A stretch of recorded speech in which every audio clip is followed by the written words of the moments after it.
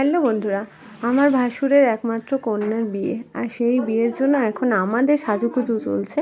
এখন রাত্রি প্রায় 10টা, খুব একটা বেশি বাজেনি।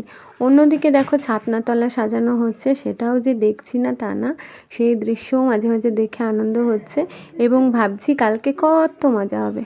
আজকে সত্যি সত্যি খুব মিস করছি মাকে, কারণ মা বেঁচে থাকলে আনন্দটা অন্যরকম হতো, কারণ বাবা তো সঙ্গী হারা হতো না, এটা হচ্ছে সব থেকে বড় ব্যাপার। আর রাত্রি যেহেতু 10টা বেজে গেছে, সেই জন্য অনেকেই কিন্তু খিদে পেয়ে গেছে। এই ছাতনাতলা সাজানো হচ্ছে, এখানেই সবাইকে খাওয়ানোও হচ্ছে, কারণ প্যান্ডেলটা এখনো পর্যন্ত পুরোপুরি কমপ্লিট হয়ে ওঠেনি। তো সেই জন্য এখানেই খেয়ে নিলাম আমরা সবাই। আর তারই মাঝে এই ছাতনাতলা সাজানোটা দেখতে কিন্তু অপূর্ব লাগছিল, একদম শুরু থেকে শেষ পর্যন্ত আমরা বসে বসে দেখলাম। শুধু তাই না, এই যে হট্টগোলের মাঝে নানা জনের নানান রকম গল্প, সে যে কি একটা হাসির কলরোল ছিল, সেটা একমাত্র যারা ছিল তারাই বুঝতে পারে, আর যারা এরকম সুন্দর মুহূর্ত কাটিয়েছে একমাত্র তারা পারে।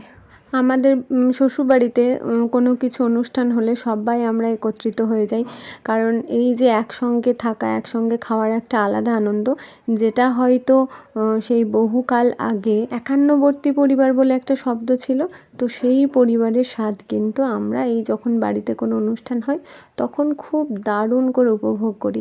আমাদের মেহেন্দি পর্ব কিন্তু এখনও শেষ হয়নি। দেখো এখানে আমার মেয়ে মেহেন্দি করছে, কিন্তু ওর মেহেন্দিটা খুব ভালো পছন্দ হয়নি, কারণ নকশাতে একটু গড়বড় হওয়ার জন্য সেটা আবার মুছতে হয়েছিল। ওই যে দিদি করে দিচ্ছে মেহেন্দি, আর তারপরে ওর মন ভালো করার জন্য আমার হাতে ও আমাকে মেহেন্দি করে দিচ্ছে, এবং সেটা যখন ওকে বললাম যে আমার মেহেন্দিটা খুব পছন্দ হয়েছে, তবে কিন্তু ও একটু খুশি হলো। তো চলো বন্ধুরা, এখনকার মতো ভিডিওটা এখানেই শেষ করলাম। বিয়ের পরের ভিডিওগুলো দেখার জন্য অবশ্যই আমার পেজটাকে একটু ফলো করে দিও আর বন্ধু হয়ে যেও।